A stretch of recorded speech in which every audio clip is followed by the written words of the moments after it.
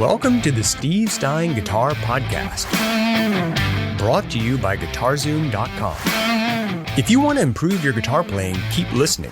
If you want to improve even faster, go to GuitarZoom.com, where you'll find all of Steve's premium courses, masterclasses, and memberships that'll help you quickly and easily improve your playing. Now here's your host, Steve Stine.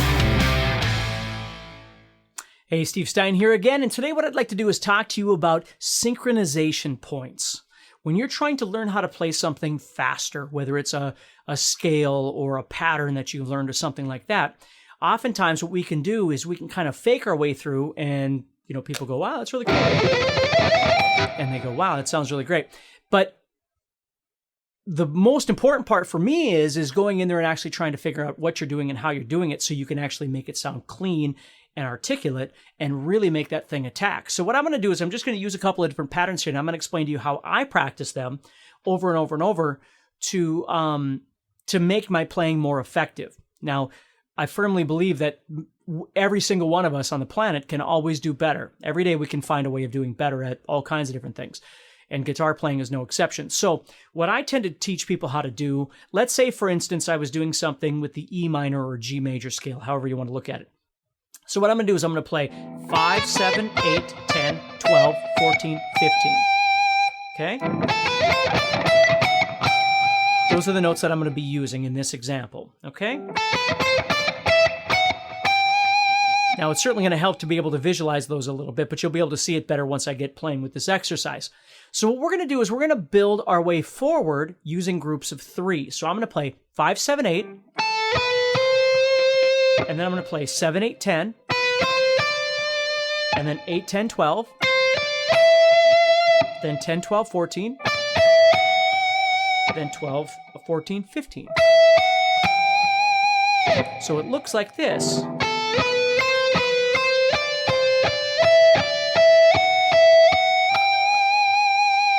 Now, my approach to this would certainly be to alternate pick this. So I'm just doing down, up, downs the whole time. And what I have to be aware of is every time I want to move to a new position, my first finger has got to get ready. So you'll see every time I move up, when I get to my pinky, my whole hand kind of crinks up and I get ready on the next note. Okay? But the second part of that is learning to pinpoint, okay, where your picking is going to synchronize with this thing. It's really important to learn how to do that, okay? So as I'm playing, what I'm doing is I'm just plotting these spaces where I'm going to be aware of where I am in my down picking and my up picking. So if you think about it, when I do the first thing, I'm playing down, up, down. Which means that as I start the next pattern, I'm starting on an upstroke. So that's the first spot that I start trying to synchronize. Now, it doesn't have to be as fast as humanly possible, but I need to get comfortable with how that feels to do this shift with my left hand and pick with my right hand and line those up. Which means now when I get to the 7th fret, I'm going to be doing up, down, up. So I'm ending this with an upstroke. And I should feel the pull of that last upstroke. See, if my brain is still wrapped around where my 5 is or my 7 is or my 8 is or what finger I'm going to use, there's no purpose in even trying to play this any faster than that until your brain has sort of wrapped around that idea and it just accepts it. So you're not thinking about it anymore. Because if you're thinking about that, there's no way you can think about this. Okay, there's only so many things you can think about at once, right? So as we're doing this,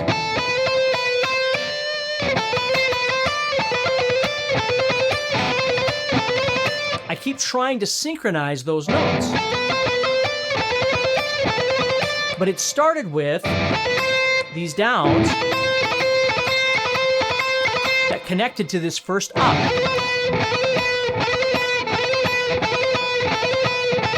So it's really important that I get that up connected. And once I get that, then I can add the rest of these in. You see? Now, if you think about it, I'm going to have to start all over again because I now am going to start with a downstroke. And then I'm going to play down, up, down, and then up, down, up again. Okay? But, of course, the pattern that I'm playing is a little bit different because I played 5, 7, 8. Now I played 7, 8, 10. Well, now I'm going to play 8, 10, 12. So I have to get used to this feeling as well. Before I ever start worrying about this, I need to get comfortable with what this hand is actually trying to do over here. Now, for me, just, let's just summarize this, right? I mean, you're going down, up, down, up, down, up, down, up, down, up, down, up, down, up, down. That's what you're doing. Now, for me, what is not effective is just doing that over and over and over all the way for an hour. That's not where I gain my speed from. What my speed comes from is breaking it down into smaller pieces. That might not work for you. But for me, it very much comes from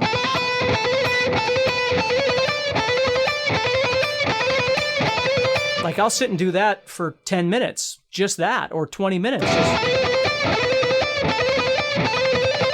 And then I'll add the next one.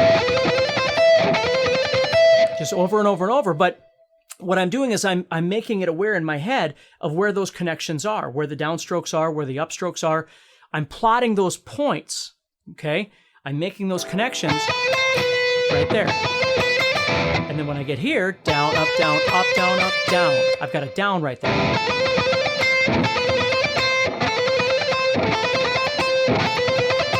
You see? And I just keep doing that all the way through. And I just keep breaking them down. So it's not how fast can I get through this whole thing. It's not that.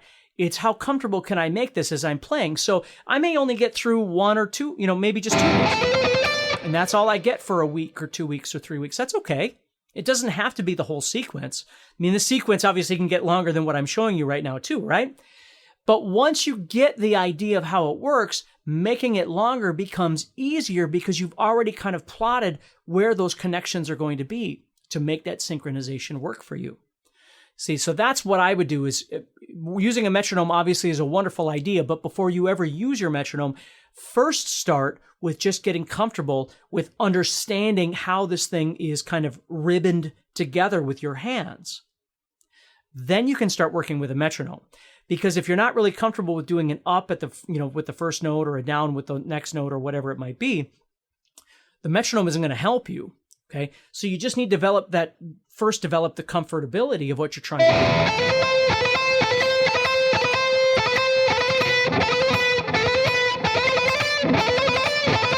And then all of a sudden what I do is I don't see it as each note, I see it more as starting with a down and ending with an up.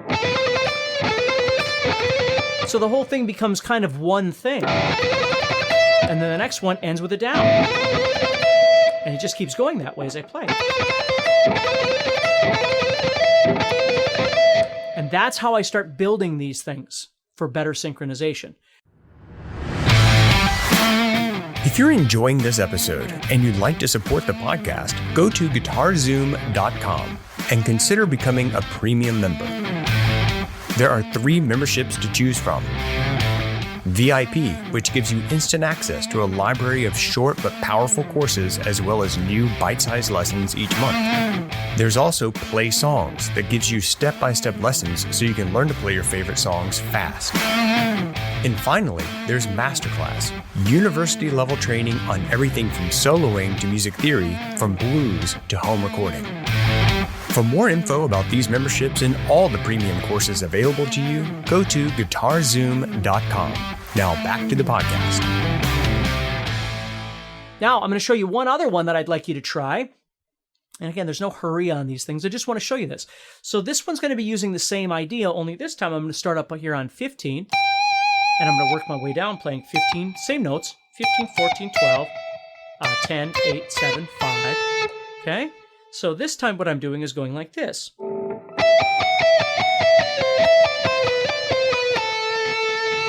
Okay.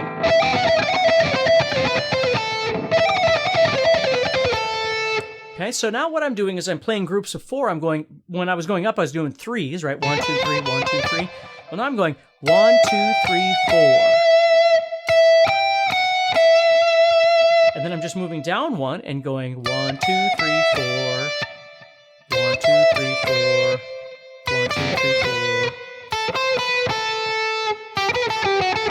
And we could keep going, but we're just stopping on the 5 here. But again, we could go anywhere we want. So the trick here is getting used to my initial pattern of 4. What am I doing? I'm playing down, up, down, up.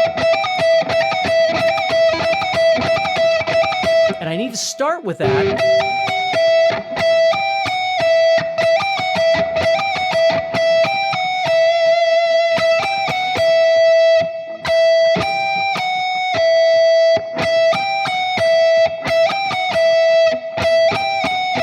See? And then what I need to do is make a connection again. So what I'm going to do is I'm ending with an up, down, up, down, up. So I want to connect to the down right there. Before I ever worry about trying to connect all these patterns together, I just want to make a connection in my brain and with my fingers and my hands of that down.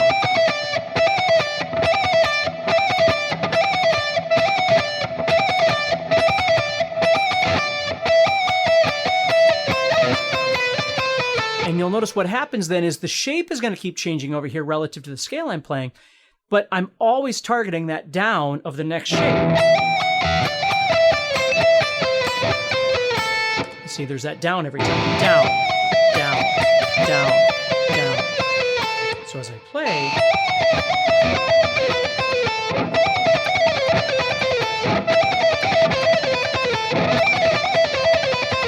you see? That's where all of a sudden that natural speed starts taking over, but I need to know what I'm trying to do. I need to be able to visualize it. I need to make sure I've got the proper fingers for each thing that I'm trying to play.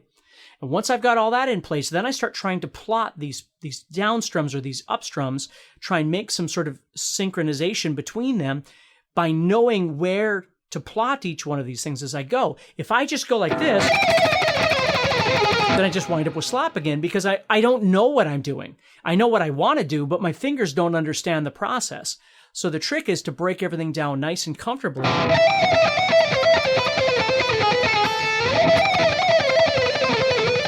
And we can do these in a million different ways across the guitar, but that's how I practice scales and patterns and different kinds of things like that to get fast. Because people are always asking, well, how do you get faster at stuff? That's how I do it. Okay, I just take whatever it is. It doesn't matter. I can take a scale and I try and figure out what am I trying to do here? Okay, can I see what I want? Have I decided what fingers I want to use? And if I have, then I have to start.